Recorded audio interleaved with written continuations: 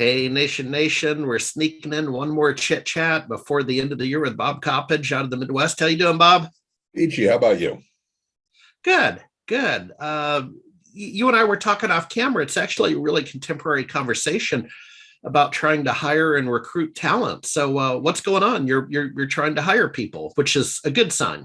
It is because it's growth based. So growth based isn't something you usually say in polite conversation, but yeah, we're trying to actually hire or add two more people, full time people. One is a level two service desk tech, and the other is the content creator because we're Yep. deciding we're really going to double down on creating valuable content for both potential and existing clients. And it's interesting, like you and I were talking, we just started looking about 2 weeks ago, and so far we've had really good response on the content creator. We're finding some really good people, or hopefully really good people. We're just starting the interview process, but got a lot of good candidates. I think we were able to identify about 30 or 40 applied, and of those, a lot of them were good possibilities. So I think we've got a solution-rich environment, as I like to call it. Yeah. Whereas on the tech side, what a shock, exactly the opposite. We're not seeing a lot of good candidates yet. And so we're basically will be talking amongst ourselves. And we posted this right at Thanksgiving weekend. Oh, wow. There's a certain amount of that goes into it, but definitely surprised about the difference in terms of the response that we're getting. And how are you posting? Are you going up on Indeed or some Yeah. Chamber of Commerce site or something? So we do a couple of things. One is we post on Indeed, and then the other is we post on LinkedIn. As far as we're paying for those postings, we do a little bit of social media. I'm not crazy about doing too much of that, but we definitely are pushing out on, we pushed out some stuff on LinkedIn and the like, and put a couple of posts on Facebook. Yeah. And is the nature of the technical opportunity realistically, would it be a local candidate or a relocation or a remote candidate? It's interesting because there's a part of me that wanted to hire somebody on the West Coast. Yeah. And simply because that adds three more hours of coverage without asking somebody to stay late.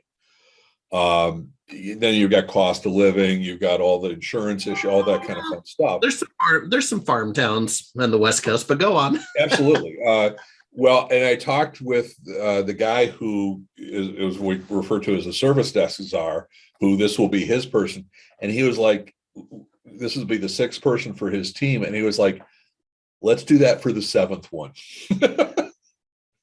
So he wasn't, and it's his operation, it's his group.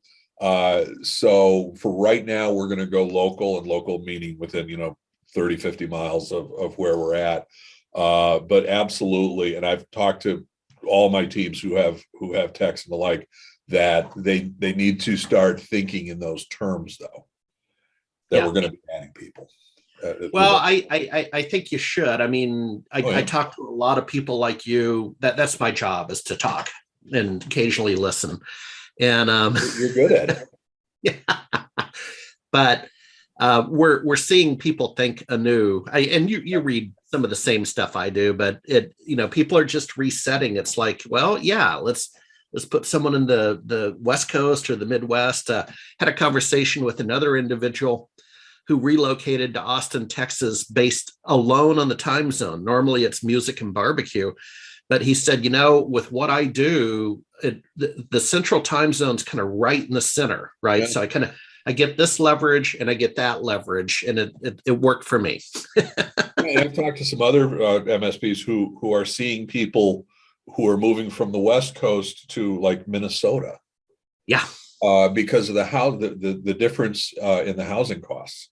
Correct. They sell their house on West Coast and buy 5 times the amount of house for the same or less price. And I think it's really interesting if you look at that from either an employer standpoint, an employee standpoint, or a client standpoint. And you hit it with the word opportunity. And it's going to be interesting because work from home started out as a reaction to very, very bad stuff, the whole pandemic and the like. But now we're turning it into well, there's actually some great opportunity. Benefit, yeah. No matter who you are, the employer or the employee, as long as you treat it appropriately. You don't treat it as I can now abdicate my employees. I don't have to worry about them. I don't have to worry about security. You still have to worry about all these things. Yeah. But you have this much more productivity or potential productivity. Well, and I'll end on this segment of the conversation. One of my clients, because I consult to industry now, and one of my clients is completely remote, about 20 employees in the data center space. And it's not for everybody. They've had the CEO has had to make some very tough hires and some very tough fires. And we've seen it all.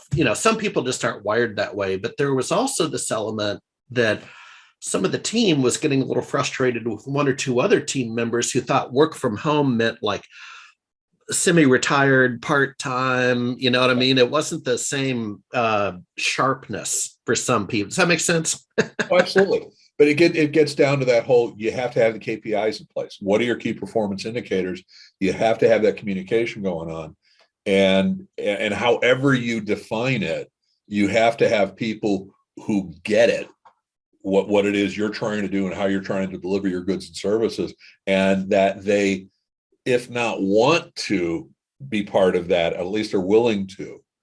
And this gets back to the old Russian proverb that I love. It's a short walk to the church. It's cold outside. It's a long walk to the bar. I'll wear a jacket. If you bring people on board and give them the opportunity to do things they want to do, they will find a way to do it. They will excel. They will be great. And you still have to encourage them. You have to guide them. You have to do all that. Whereas if you bring them in and you try to get them to do stuff that they're not keen on doing, then you're going to have nothing but friction. And I think that's from the hiring process and the interview process, as well as the cultural process. I mean, I know I keep referring to 2020 as that was our Valley Forge year. We spent a lot of time, a lot of resource, and a good chunk of money improving the way we work remotely and also on security and all that. And we did so because our thought was this isn't going to go away anytime soon. And one of my challenges for next year is, what do I do with my office? Because I've got like 4,000 square feet of space. Oh, man. Oh, jeez. That my lease is up next year, thankfully, because right now it's me and maybe one or two other people a couple of days a week, and that's it.